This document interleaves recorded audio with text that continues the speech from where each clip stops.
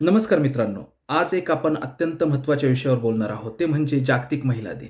जागतिक महिला दिन म्हणजेच आज जर आपण पाहिलं तर महिलेशिवाय समाजात किंवा देशामध्ये किंवा घरामध्ये हा विकास शक्यच नाहीये.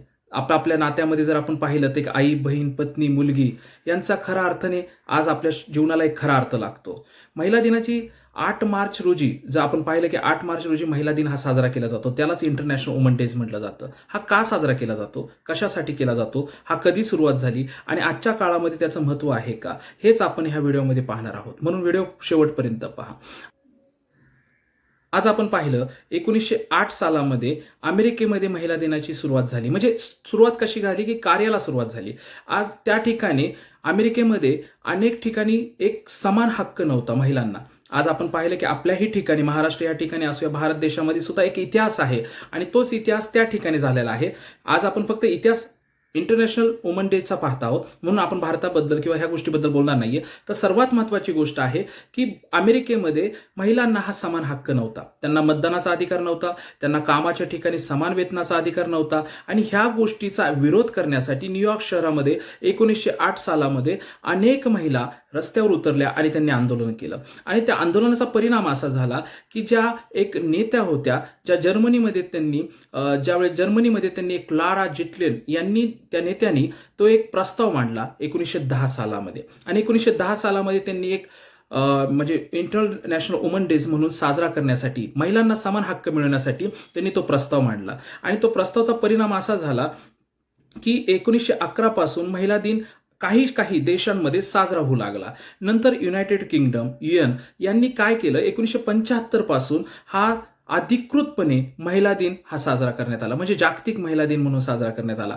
आणि आज 100 पेक्षा अधिक देशामध्ये महिला दिन साजरा करण्यात येतो. महिला दिनाचे महत्त्व हेच आहे की त्यांना समान हक्क मिळावा.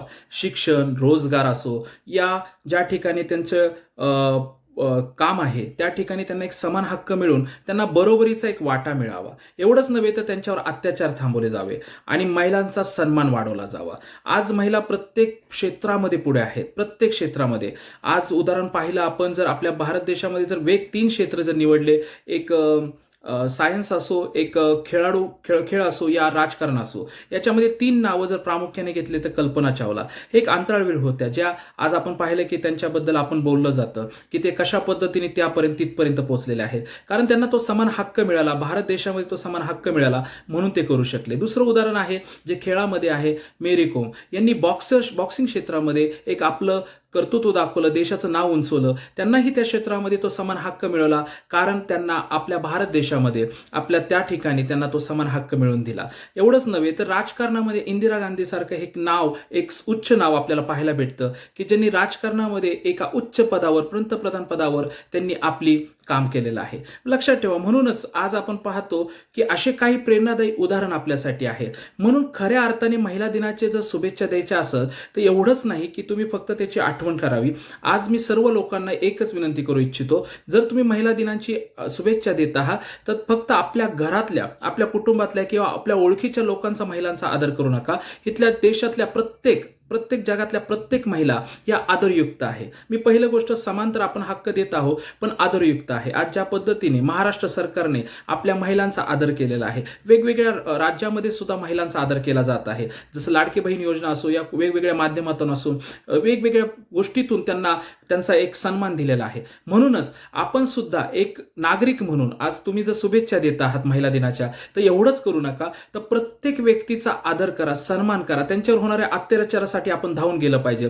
आणि उभं राहिलं पाहिजे. आपण ते बघत बसण्यापेक्षा त्यांना एक समान हक्क देणं गरजेचं आहे. आणि हीच गोष्ट आजच्या महिला जागतिक दिनाबद्दल आपण साजरी करण्यात खरा अर्थ आहे. म्हणून मित्रांनो, जर आज तुम्हाला इंटरनॅशनल वुमन डे निमित्ताने जर आपल्याला एक संकल्प करायचा आहे तर सन्मान करणे आणि त्यांना साथ घेऊन नवीन समाजाचं निर्माण करणे. लक्षात ठेवा, जर आपण ही सुरुवात केली तर निश्चित आपल्याला चांगल्या गोष्टी पाहायला भेटतील, एक नवीन बदल पाहायला भेटतील. आणि म्हणून आजच्या खऱ्या अर्थाने जागतिक महिला दिन साजरा होईल. म्हणून जर हा व्हिडिओ तुम्हाला आवडला असेल तर तुम्ही नक्कीच ह्या व्हिडिओला लाईक करा, शेअर करा, सबस्क्राईब करा. आणि आत्तापर्यंत तुम्ही पाहता त्याबद्दल धन्यवाद.